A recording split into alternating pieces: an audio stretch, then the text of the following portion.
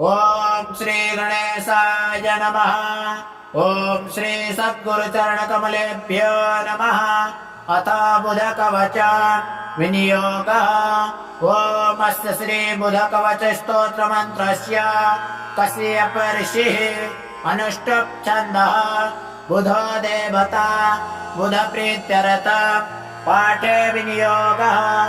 ॐ बुधस्तु पुस्तकधरः कुङ्कुमस्य समद्युतिः पीताम्बरधरः पातु पीतमाल्यानुलेपनः कटिं च पातु मे सौम्यः शिरोदेशं बुधस्तथा नेत्रे ज्ञानमयः पातु श्रोत्रे पातु निशाप्रियः घ्राणं गन्धप्रियः पातु जिह्वां विद्याप्रदो मम कण्ठं पातु विधो पुत्रो भुजौ पुस्तकभूषणः वक्षः पातु वराङ्गश्च हृदयं रोहिणी सुतः नाभिं पातु सुराराध्य मध्यं पातु खगेश्वरः जानुनी रोहिणेयश्च पातु जङ्घेऽखिलप्रदः पादो मे बोधनः पातु सौम्योऽखिलं वपुः एतद्धि कवचं दिव्यं सर्वपापप्रणाशनं सर्वरोगप्रशमनं